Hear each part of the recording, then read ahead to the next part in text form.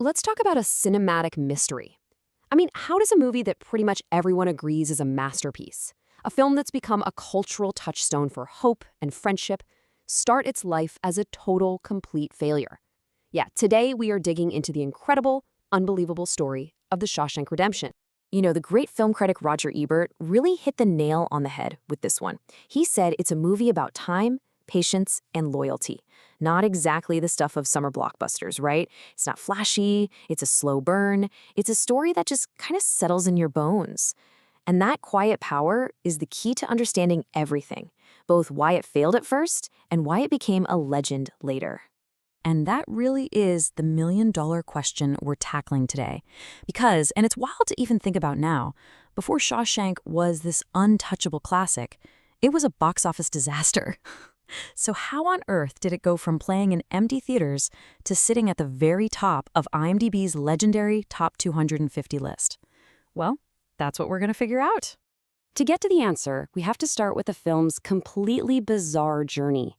It's a true story of failure and rebirth. And honestly, it followed a path that almost no other film has ever taken. Okay, let's start with the hard numbers, because they are bleak. The movie cost about $25 million to make, and in its initial theatrical run, it only made back $16 million. I mean, the director, Frank Darabont, has even told this story about going to a theater on opening weekend and finding literally no one there. By any Hollywood standard, this thing was a certified bomb. And to really get why it tanked, you gotta look at what it was up against.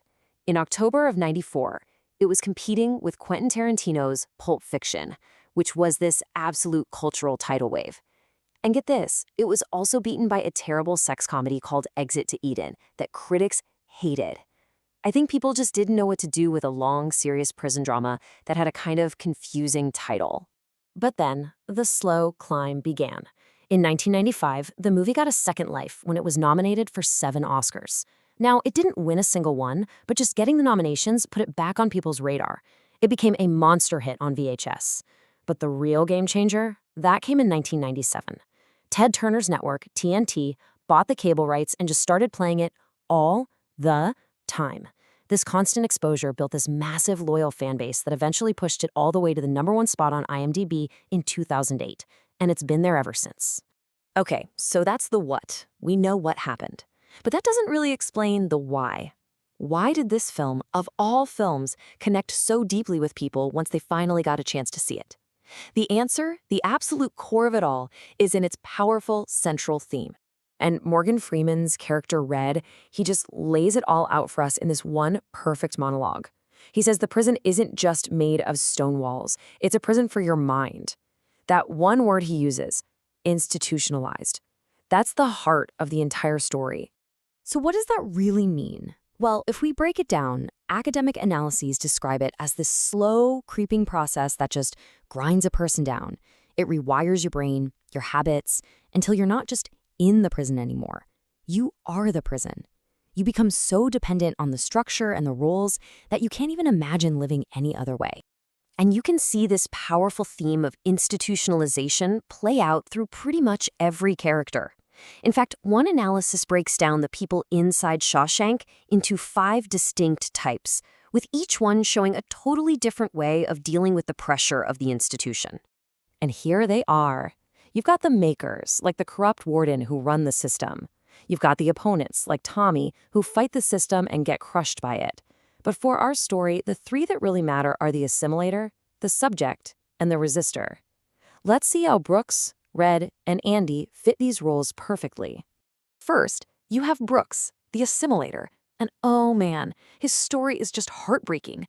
He's the ultimate example of someone who's been completely institutionalized. After 50 years inside, that prison library, that was his life's purpose. The outside world became the scary part. Freedom, for him, was just another prison, one he couldn't handle. His story is just utterly tragic. Then there's Red. He's what you'd call the subject. He's also deep in the institution's grip. Remember, he's the one who says hope is a dangerous thing. He can't even take a leak without asking for permission. He is heading down that exact same tragic path as Brooks, but a promise he makes to Andy. It gives him this tiny spark, this one little thing to hold on to that lets him break the cycle. And that, of course, brings us to Andy Dufresne, the resistor. He's the guy who manages to live inside the institution for decades without ever letting it live inside of him. The question is, how did he do it? Well, it turns out he had a pretty brilliant strategy. It really boils down to 3 key steps. First, he held on to his own hope, deep inside, and he worked to spread it to others, whether it was playing Mozart over the loudspeakers or building that library. Second, on the surface, he played the game. He obeyed the rules. He even used his skills as a banker to help the warden with his dirty money. But third, and this is the genius part, everything he did was a form of quiet rebellion. It was all a secret, subtle counterattack, all building towards his own redemption. And what's so amazing is how the filmmaking itself reinforces this whole idea. The legendary cinematographer Roger Deakins shot the movie in this very simple, grounded style to make the prison feel suffocating and real, like there's no escape. And Thomas Newman's musical score is just crucial. He uses these cold electronic sounds for the institution, but whenever we're focused on Andy's inner world, his hope, his humanity, you hear these warm acoustic instruments like a piano or an oboe. It's brilliant. So, we've got all the pieces now. We know its incredible journey from flop to phenomenon, and we've unlocked the powerful theme at its core. So let's bring it all home and finally answer that big question. What was the perfect combination of factors that came together to make The Shawshank Redemption not just a beloved classic, but the #1 rated movie of all time, according to millions and millions of people? It really seems to be a perfect storm of 4 things. First, its raw thematic power. This is a universal story about holding on to hope when you're surrounded by despair. Second, that TNT factor. Constant cable TV reruns created an audience that the box office never could. Third, it just has incredibly broad appeal.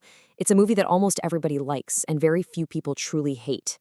And fourth, and this is a really fun piece of internet history, back in 2008, fans of The Godfather and The Dark Knight were in this crazy voting war on IMDb, trying to sync each other's ratings. Shawshank, being this movie that everyone generally agreed was great, just sort of slipped right past them to claim the top spot. So when it's all said and done, is it the single greatest film ever made? Who knows? That's for you to decide. But what's undeniable is its journey and its incredible power to endure. It's a film that reminds all of us, through Andy's long fight, that even in the absolute darkest of places, hope is a good thing, maybe the best of things, and no good thing ever dies. And that's a message that just never ever gets old.